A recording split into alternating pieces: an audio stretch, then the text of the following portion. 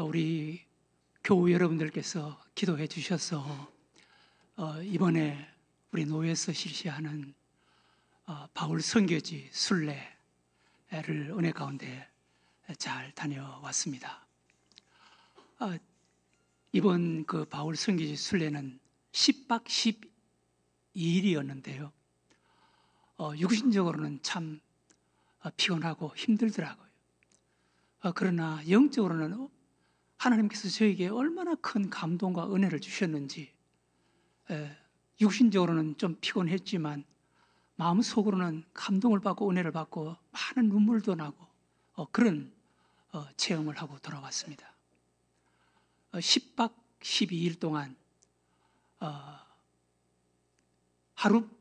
하룻밤도 다른 그 호텔에서 이틀 밤을 잔 적이 없었습니다. 그러니까 매 숙소 호텔 하룻밤씩 자고 가방을 들고 나오고 다른 호텔로 옮기고 그렇게 했습니다. 그리고 아침 7시에 식사를 하고 8시에 숙소를 나와서 하루에 4시간, 5시간 이상 차를 타고 그리고 몇 시간씩 걸어서 그 순례지를 걸어서 탐방을 하고 저녁 8시, 9시에 숙소로 돌아오는 이런 코스였습니다.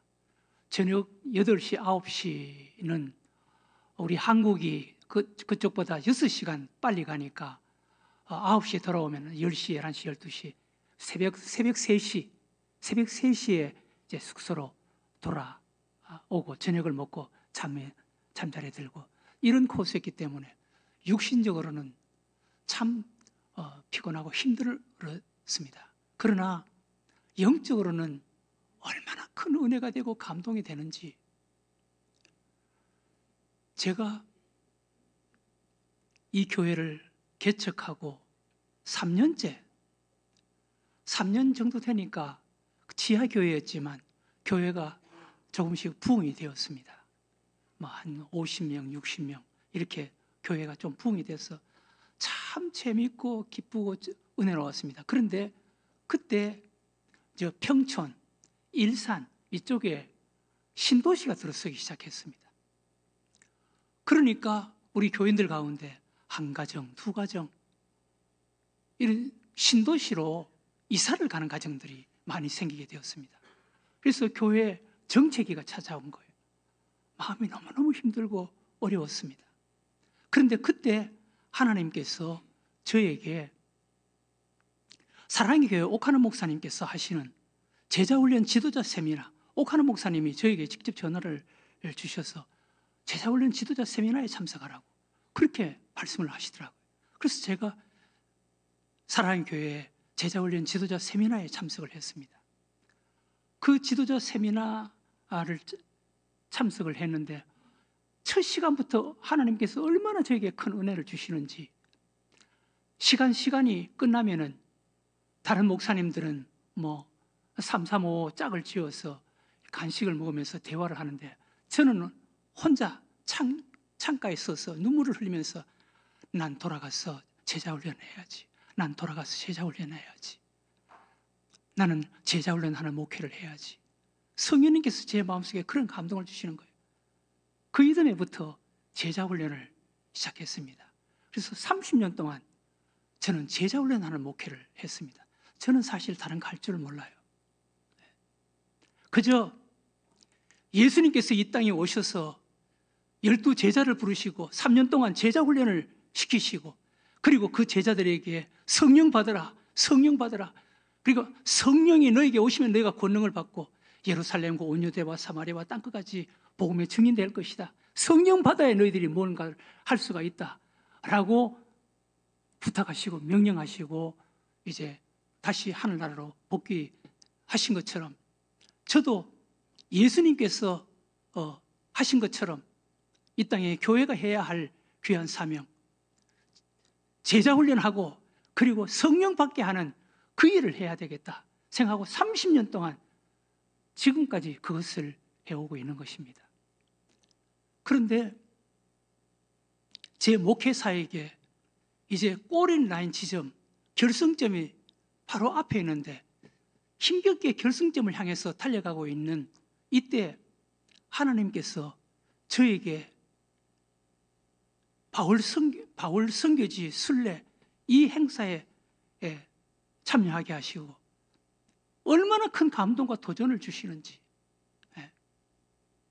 제가 이 바울 선교지 순례를 하면서 제 마음속에 강하게 뜨겁게 다짐하는 것이 있습니다. 하나님 앞에 기도해, 난 돌아가서 내 마지막 순간, 내 마지막 목회를 나는 열정을 다해서 해야지 라는 그런 결단, 다짐을 할 수 있는 이런 기회가 되었습니다. 제가 이번 바울 선교지 순례를 하면서 세 가지 큰 감동과 은혜를 받았습니다. 첫 번째는 사도 바울의 그 전도와 선교 열정에 큰 감동이 된 거예요. 지금은 바울 사도의 그 선교를 다녔던 그 선교지 가는 곳마다 고속도로가 놓여져 있습니다. 고속도로가 놓여져 있고, 그리고 우리가 타고 다녔던 그 차가 고속버스, 좋은 차, 한 70명 가까이 갔으니까 차 2대로 나누어서 타러 갔는데, 바울 선교지를 탐방을 하는데 그렇게 잘 닦인 길, 그리고 고속버스를 타고 다니면서도 힘들다, 피곤하다 그런 생각을 했는데, 그 당시에는 그런 길이 없었습니다. 그런 길이 없었고 그저 오솔길, 낙타를 타고 다니거나 걸어 다니는 이런 길이었습니다. 그리고 우리가 버스를 타고 다니는 그 주변을 보니까 산지가 얼마나 험악한지, 그 길이 얼마나 험악한지. 그런데 바울 사도는 그 길을 걸어 다니면서 몇 날, 며칠, 몇 달, 몇 년씩을 걸어 다니면서 복음을 전하는 이런 사역을 한 거예요. 제가 그것을 생각하면서 사도 바울의 그 전도와 선교 열정에 너무너무 감동이 되는 거예요. 두 번째는 우리가 탐방한 곳이 대린구유라는 지하도시, 우리가 잘 알려져 있는 카타콤이라고 알려져 있는 지하도시. 이번에 우리가 방문한 그곳은 그 카타콤 지하도시 가운데 가장 큰 지하도시라고 그렇게 가이드께서 이야기를 하시더라고요. 그런데 그 지하도시는 거의 한 30층 정도의 깊이로 되어 있다는 거예요. 30층. 그런데 우리가 들어갈 수 있는 것은 한 8층 정도. 그리고 우리가 들어가서 볼 수 있었던 것은 그 지하도시 가운데 10분의 1도 안 된다 그러더라고요. 그런데 그 당시에 그 지하도시에 2만여 명의 크리스찬들이 핍박을 피해서 믿음을 지키기 위해서 그곳에 들어와서 생활을 한 거예요. 2만여 명이 그곳에 들어와서 생활을 했는데 그 가이드가 그런 이야기를 하더라고요. 그 2만여 명의 기독교인들이 그곳에서 생활하면서 한 사람도 배도자가 나오지 않았다. 한 사람도 배신자가 나오지 않았다. 만약 거기에 배도자가 나오거나 배신자가 나와서 만약 그 지하도시에 기독교인들이 살아가고 있다는 것을 로마 정부나 또 기독교를 아주 박해하고 핍박하는 사람에게 정보를 알리면은, 왜 지금까지 역사 속에 전쟁 속에 수공 작전 이런 것이 있었지 않았습니까? 물로 전쟁에 이용하는 이런 것이 있었지 않았습니까? 그 가이드가 만약 그것을 배신자가 나와서 그것을 알렸다면은 그 바깥에는 물을 흘러가는 것들이 여러 개가 많은데 그 물줄기를 다시 옮겨서 그 속으로 물이 들어가도록 했으면은 아마 큰 어려움을 당할 수도 있었을 것이다. 그런데 2만여 명이 그 지하에서 신앙생활하기 위해서, 믿음 지키기 위해서 그 안에 들어와서 생활하는 사람이 한 사람도 배도자가 나오지 않았다. 한 사람도 배신자가 나오지 않았다. 라는 이야기를 하면서 그것이 바로 이 땅에서 볼 수 있는 천국 공동체, 거룩한 하나님의 공동체의 모형이었다라는 것을 이야기를 들으면서 우리 목사님들, 사모님들 사이에 그 아름다운 거룩한 공동체를 생각하면서 눈물이 나더라. 정말 아름다운 공동체, 그것이 진정한 믿음의 공동체였구나 라는 감동이 되었습니다. 그 다음 세 번째는 겉으로 보이는 형태, 그것은 아무것도 아니구나. 보이지 않는 영적인 그런 신앙, 영적인 믿음, 그것을 정말 우리 뼈 속에, 우리 세포 속에, 그것을 마음속에, 그 믿음을 마음속에 간직하고, 그리고 그 믿음을 자녀들에게, 자녀들의 자녀들, 우리 후손들에게 물려줄 수 있는 이런 믿음이 돼야 되겠구나. 나는 돌아가면 이제 하나님께서 저에게 언제까지 목회를 하게 하실지 모르겠지만 나는 이제 죽기 살기로 예수 그리스도를 전하고 가르치고 예수 배우게 하고 다 함께 만들고 성령 받게 하는 그 신앙을, 그 믿음을 우리 교우들에게 내가 가르치고 전하고 지도해야 되겠구나 라는 그런 생각이 들었습니다. 우리가 방문한 키르키예, 터키입니다. 그리고 그리스, 사도 바울의 고향이 있고, 그리고 거기에 사도 바울이 이 전도를 시작한 안디옥 교회, 에베소 교회, 그리고 구브로, 또 소아시아 7교회가 그 키르키예에 있습니다.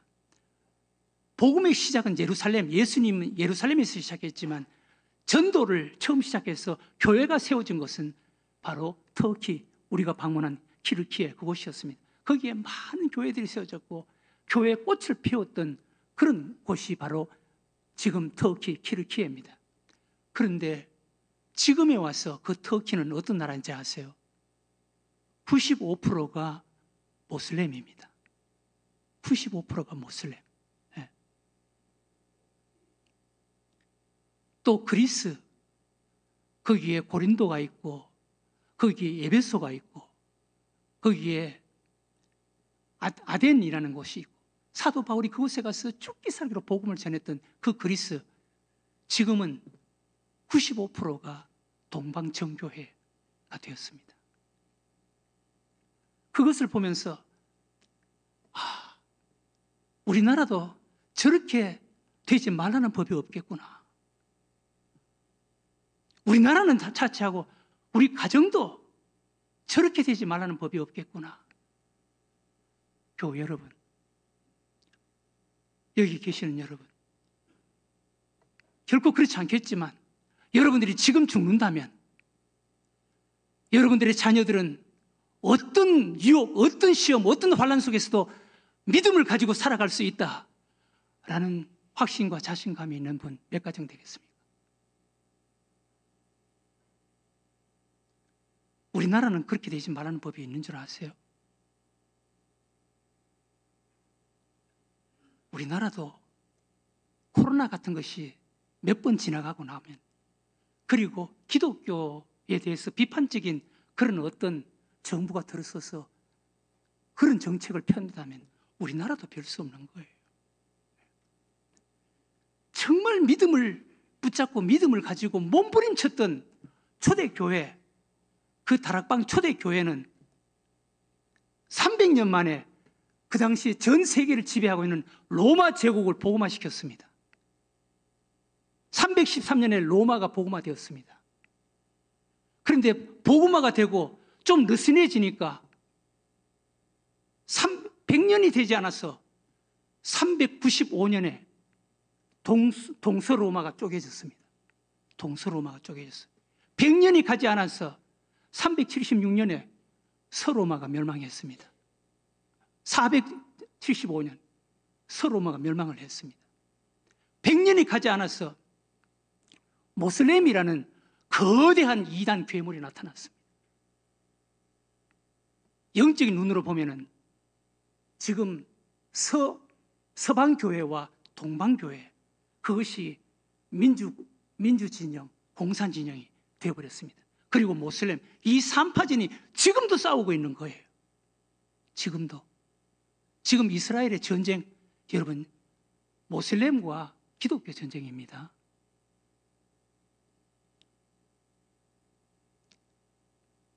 우리나라는 그렇게 되지 말라는 법이 있겠어요? 여러분, 지금 모슬렘 국가 제1의 타켓이 어느 나라인지 아세요? 대한민국이랍니다. 대한민국. 이게 뭔지 아세요? 저희들이 거기에 순례를 하니까 거기 있는 사람들이 한국어로 번역된 코란경, 이것을 전도하기 위해서 이것을 주더라고. 우리가 목사라 그런데도 이것을 주더라고. 믿지 않는 사람들이 한 50%가 여행을 한답니다. 한국 사람. 이것을 다 한 곳씩 나눠줘요. 그리고 한국 사람하고 결혼을 해라. 한국의 모슬렘권 음식을 팔아라. 한국에 모슬렘 사원을 세워라. 우리나라에도 어느 곳에는 모슬렘 사원이 세워져 있다는 이야기를 들었는데 그렇습니까? 모슬렘 사원. 지금 유럽의 영국이나 독일 이런 나라는 30%가 모슬렘이라는 이야기가 있습니다. 우리나라도 20만, 30만이 모슬렘이라는 모슬렘 종교를 믿는 사람이 있다는 이야기가 있습니다. 여러분, 우리도 하는 사이에 언제든지 모슬렘화가 될 수가 있다는 것을 여러분 알아야 됩니다. 우리나라라고 별 수 있겠습니까? 기독교 교회가 처음 시작된 그 터키, 거기에 에베소가 있고 거기에 소아시아 7교회가 있고 사도 바울이 그렇게 복음을 전하고 세웠던 교회가 생겼던 그 나라가 지금 95%가 모슬렘화 되어 있는데 우리나라라고 별 수 있겠습니까? 정신을 바짝 차려야 돼요. 제가 그걸 보면서 성령님께서 얼마나 감동을 주시는지,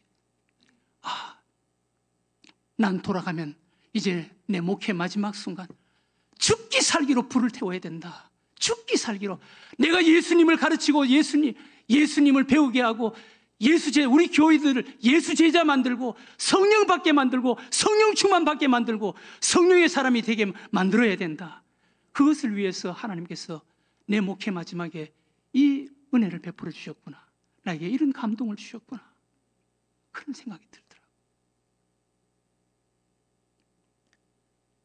교회 여러분, 여러분들은 여기 있는 절반 이상은 앞으로 20, 30년 후에는 이 땅에 있지 않을 것입니다. 그렇다면 여러분들의 자녀들은 우리가 없어도 믿음 생활 잘할 수 있다. 세상이 바뀌고 시대가 바뀌고 상황이 바뀌고 문화가 바뀌고 그런 상황 속에서도 하나님을 믿는 믿음을 끝까지 붙잡고 믿음 생활할 수 있다는 그런 확신이 있습니까? 보장이 있습니까? 우리도 정신 바짝 차려야 되는 거예요. 정신 바짝 차리고 자녀들을 위해서 기도해야 되는 거예요.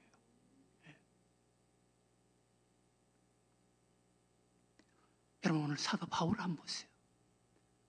사도 바울, 오늘 읽은 말씀에 사도 바울은 자신의 인생을 3단계로 간증하는 것을 볼 수가 있습니다. 3단계로. 첫 번째, 나는 예수를 만나기 전에 나는 이런 사람이었습니다. 두 번째, 나는 이렇게 예수님을 만나게 되었습니다. 세 번째는 나는 예수를 믿고 나서 예수님을 만나고 나서 이렇게 변화된 바꾸어진 사람이 되었습니다. 라는 것을 간증하는 거예요. 우리도 이런 간증이 있어야 됩니다. 우리도 지금 나이가 50이든 60이든 70이든 80이든 우리 그리스도인들은 간증하라 그러면 1분 간증도 할 수 있어야 되고 3분 간증도 할 수 있어야 되고 10분 간증도 할 수 있어야 되고 1시간 간증도 할 수가 있어야 됩니다. 이 세 단계로 간증할 수가 있어야 돼요. 예수님을 만나기 전에 나는 이런 사람이었습니다. 사도 바울은 나는 예수님을 만나기 전 길리기아 다소에서 태어났습니다. 그리고 엄한 율법 교육을 받았습니다. 그리고 그 율법, 배운 율법 교육, 거기에 붙잡혀서 나는 예수를 박해하는 사람이었습니다. 예수를 핍박하는 사람이었습니다. 예수 믿는 사람들을 따라다니면서 괴롭혔습니다. 예수 믿는 사람들을 따라다니면서 끌어다가 옥에 가두었습니다. 심지어 예수 믿는 사람들을 잡아 죽이기까지 했습니다. 이런 사람이었습니다. 여러분, 우리는 예수 믿기 전에 어떤 사람이었습니까? 나는 예수 믿기 전에 내가 주인이었습니다. 내 잘난 맛에 살았습니다. 예수 믿기 전에는 내가 주인이었습니다. 사람들을 괴롭혔습니다. 이런 사람이었습니다. 예수 믿기 전에 나는 이런 사람이었습니다. 이것을 한 줄로 이야기할 수가 있어야 돼요. 예수 믿기 전에 나는 이런 사람이었습니다. 사도 바울은 그러다가 나는 이렇게 예수님을 만났습니다. 다메섹에 예수 믿는 사람이 있다는 소리를 듣고 그런 인간들이 있어 그러면서 거기 가서 예수 믿는 사람들을 잡아다가 옥에 넣으려고 다메섹으로 가는 길이었습니다. 다메섹으로 가는 길에 그 정오에 햇빛보다 더 밝은 빛, 예수님이 내 앞에 나타났습니다. 나는 그 빛 앞에 엎드러졌습니다. 그런데 그 빛에서 소리가 났습니다. 사울아, 사울아, 내가 왜 그렇게 나를 괴롭히느냐? 왜 그렇게 나를 핍박하느냐? 제가 물었습니다. 주여, 당신이 누구십니까? 나는 너가 그렇게 핍박하는 나사렛 예수다. 나는 거기서 예수님을 만났습니다. 이렇게 해서 예수님을 만났습니다. 여러분들도 예수님을 만나게 된 과정이 있어야 돼. 예수님을 만나게 된 사건이 있어야 돼. 난 이렇게 예수님을 만났습니다. 난 이렇게 예수님을 내 마음속에 주님으로 영접했습니다. 거듭났습니다. 나는 예수님을 만났습니다. 이것이 있어야 되는 거예요. 그리고 세 번째, 사도 바울은 나는 예수님을 만나고 나서 바꿔졌습니다. 변했습니다.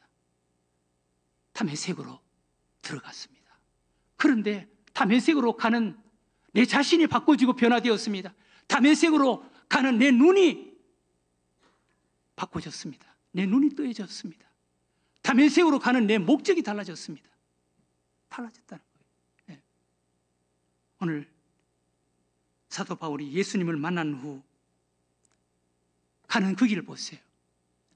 예수님께서 다메섹 길에서 사도 바울을 만나고 나서 예수님이 사도 바울을 다른 곳으로 가라고 말씀하시지 않았습니다. 가는 그 길을 가라고 말씀했습니다. 다메섹으로 가라는 거예요. 한번 보세요. 사도행전 22장 10절에서 11절. 내가 이르되 주님 무엇을 하리이까?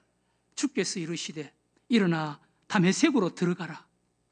내가 해야 할 모든 것을 거기서 누가 이르리라 하시거늘 나는 그 빛의 광채로 말미암아 볼 수 없게 되었으므로 나와 함께 있는 사람의 손에 끌려 다메섹으로 들어갔노라. 예수님을 만났지만 가는 길을 그대로 가라는 거예요. 다른 곳에 가지 말라는 거예요. 가는 그 길 다메섹으로 가라는 거예요. 예수님께서 사도 바울에게 다른 곳으로 가라고 하지 않으셨습니다. 가는 그 길을 가라는 거예요. 그러나 가는 그 길 다메섹으로 가지만 예수님을 만난 이후 바울은 사람이 달라졌습니다. 눈이 달라졌습니다. 목적이 달라졌습니다. 우리도 마찬가지예요.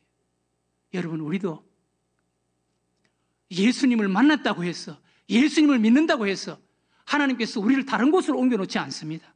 똑같이 가는 길을 가라는 거예요. 똑같이 가는 인생길을 걸어가라는 거예요. 그곳에서 살아가라는 거예요. 그러나 사람이 달라져야 된다는 것입니다.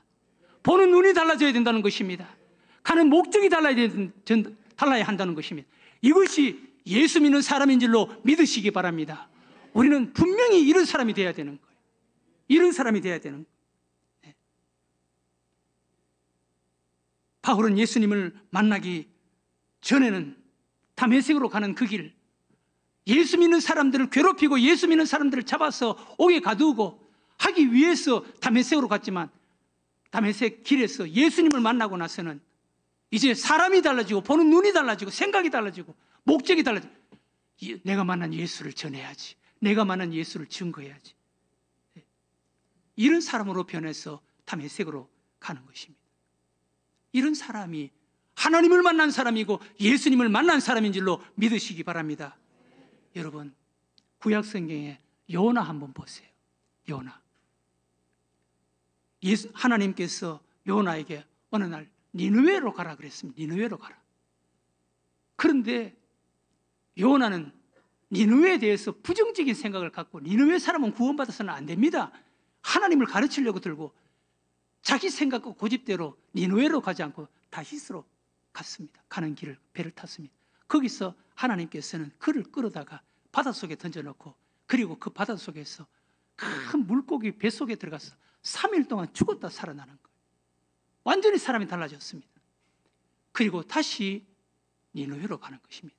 다른 곳으로 가지 않고 니느웨로 가는 것입니다. 처음에 하나님께서 니느웨로 가라고 했을 때 하나님을 만나기 전에는 니느웨에 대해서 부정적인 생각을 하고 니느웨 사람들은 구원받아서는 안 됩니다 라고 생각을 하나님에 대해서 못마땅하게 생각을 하는 그런 사람이었습니다.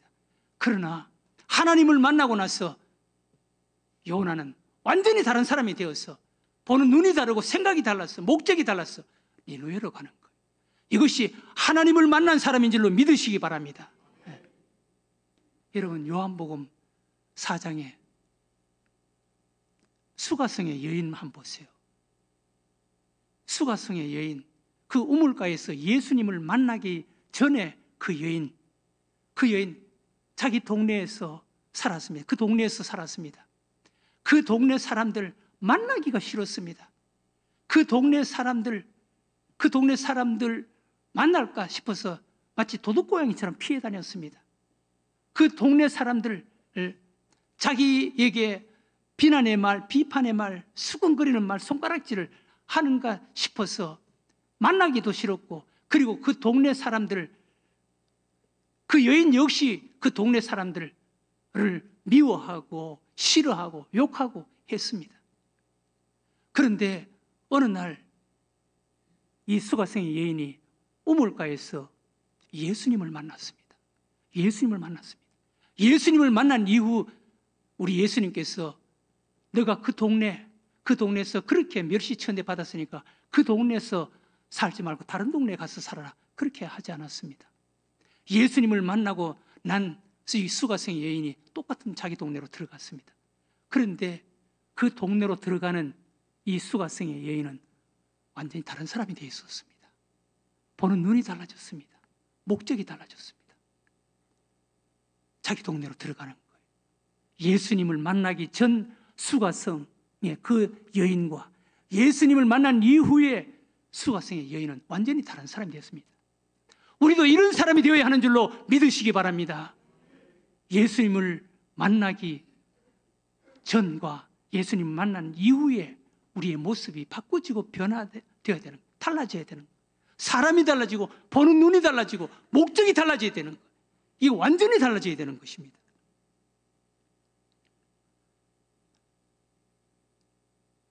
예수님을 만난 삶, 여러분, 예수님을 만난 삶이란 어떤 삶입니까? 세 가지가 우리의 인생이 달라져야 되는 거예요. 첫 번째로 예수님을 만난 삶이란 인생의 가이드, 인생의 새로운 안내자를 만나는 것입니다. 제가 이번에 거기 바울 선교지 순례 거기 갔어도 저는 어떻게 하든지 가이드를 따라다니려고 몸부림치고 애를 썼습니다. 이번에 참석한 70여 명 가운데 저하고 몇몇 목사님들이 우리 노회에서는 그래도 나이가 가장 많은, 그리고 가장 어떤 그 원로급에 있는 그런 위치라고 해서 젊은 목사님들이 전부 다 앞자리를 비워놓고 전부 다 뒷자리에 가서 우리를 맨 앞자리에 앉으라고 그렇게 해서 우리는 맨 앞자리에 앉았습니다. 그런데 차에서 내리자마자 내려서는 저는 어떻게 하든지 가이드를 따라다니려고, 가이드 앞에 따라다녀야 가이드를 통해서 뭔가 들을 것이 있고 배울 것이 있으니까 가이드를 따라다니려고 애를 썼습니다. 예수님을 만난 삶은 우리의 인생에 참된 가이드를 만나는 거예요. 참된 안내자를 만나는 거예요. 예수님 그분이 우리의 인생의 가이드, 인생의 안내자가 되는 거예요. 그분을 가까이서 따라다니면 되는 거예요. 이것이 예수님을 만난 자의 인생인 것입니다. 두 번째, 예수님을 만난 자의 인생은 인생의 주인이 바뀌는 거예요. 인생의 주인이 바뀌는 거예요. 구약의 아브라함, 하나님을 만났습니다. 하나님께서 아브라함에게 내가 너로 하여금 큰 민족을 이루고 이름을 창대하게 하고 복의 근원이 되게 할 것이다. 그때부터 아브라함은 내 힘으로 사는 것이 아니라 하나님에 의해서 사는 자, 하나님이 내 인생의 주인이 되신다라는 것을 믿고 그 하나님의 약속을 믿고 바랐습니다. 그리고 하나님을 따라갔습니다. 하나님을 내 인생의 주인으로 믿고 바라고 떠나간 그 아브라함, 바랄 수 없는 것을 바랐고 또 앞으로 하나님께서 그 바랄 수 없는 것을 하나님께서 이루어 주실 것을 믿고 따라갔습니다. 하나님께서 아브라함에게 그것을 다 성취시키고 이루어 주신 것입니다. 사도 바울도 예수님을 만나고 나서 예수님이 그의 인생의 주인이 되었습니다. 그 예수님의 인생길, 복음 전도길, 선교길, 그렇게 많은 어려움과 난관과 수많은 핍박과 환난과 죽음의 위험이 있었지만 그때마다 주인 되시는 우리 예수님께서 그와 함께 해주셨습니다. 그리고 그 뜻을 이루게 해 주신 것입니다. 마지막 세 번째, 예수님을 만난 인생길은 예수님을 향한 믿음의 대가 지불이 있는 삶입니다. 믿음의 대가 지불. 참된 믿음은 대가를 지불하는 데 있는 거예요. 대가를 지불하는 데. 아브라함도 고향을 떠나는 대가를 지불합니다. 힘든 결단, 어려운 결단, 포기, 대가 지불이 있어야 하는 거예요. 정말 예수님이 내 인생의 가이드고 예수님이 내 인생의 주인이 되기 위해서는 내가 내려놔야 할 것, 대가 지불, 이것을 해야 하는 것입니다. 예수님의 육신의 어머니가 된 마리아, 처녀가 아들을 낳는다. 정혼한 남편 될 사람이 있는데 처녀가 아들을 낳는다. 그 엄청난 일이 그에게 일어나는데도 대가 지불하는 거예요. 말씀대로 이루어지기를 원합니다. 주의 예정이오니 말씀대로 이루어지기를 원합니다. 그런 대가 지불, 포기를, 자기 인생을 포기를 하니까 성모 마리아가 되는 거예요. 사도 바울도 예수님을 만난 이후에 복음을 위해서 자신의 인생을 송두리째 복음을 위해서, 예수님을 위해서 바치는 거예요. 그러니 바울을 통해서 오늘날 그 복음이 전 세계에 퍼져서 그 예수님을 통해서 바울이 전하는 그 복음을 통해서 오늘날 복음 안에서 살아가는 수많은 사람들, 수많은 민족들, 나라들이 있지 않습니까?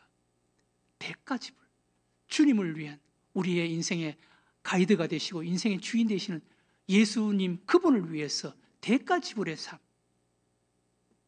사랑하는 교회 여러분, 진정으로 복된 자가 누구입니까? 인생의 안내자가 바뀌고 인생의 주인이 바뀌고 그리고 우리의 인생의 안내자이고 주인이 되시는 예수 그리스도 그분 안에서 꿈과 목표가 있는 삶, 그리고 그 꿈과 목표를 위해서, 그 이루기 위해서 대가를 지불하는 모험과 용기의 삶을 살아가는 자, 이런 자가 진정으로 복된 자가 아니겠습니까? 사랑하는 우리 늘생교회 교우 여러분, 여러분들은 예수님을 만난 이전의 삶과 예수님을 만난 이후에 바뀐 그런 모습의 삶을 살아가고 있습니까? 어떻습니까? 이것이 선명해야 되는 거예요. 이것을 붙잡고 죽기 살기로 살아야 되는 거예요. 그랬을 때 우리의 믿음을 우리 자녀들에게 유산으로 물려줄 수 있고 계승시킬 수가 있고 그 자녀들의 자녀들, 우리가 죽고 난 이후에 100년이 지나든 200년이 지나든 이상한 세상이 우리 가정 속에 들어오지 않고 우리 후손들에게 들어오지 않고 오늘날 저 터키처럼 모슬렘이 거기 들어와서 지배를 하는 그런 나라가 되지 않고 보이지 않는 믿음, 그 믿음이 영국으로 옮겨갔고 그리고 영국이 타락하고 부패하자 그 믿음이 미국으로 옮겨갔고 또 미국이 변질되자 그 믿음이 하나님께서, 우리 예수님께서 대한민국으로 옮겨왔고 대한민국이 부패하고 타락하자 또 다른 곳으로 옮겨가는 이런 일. 우리 대한민국은 복음의 꽃을 피우는 이런 나라가 되어야 되는 거예요. 여러분들의 가정도 복음의 꽃을 피우는 가정이 되어야 되는 거예요. 이것을 위해서 눈물로 기도하고 이것을 위해서 죽기 살기로 믿음 붙잡고 살아가는 여러분들과 제가 되시기를 주의 이름으로 축원합니다.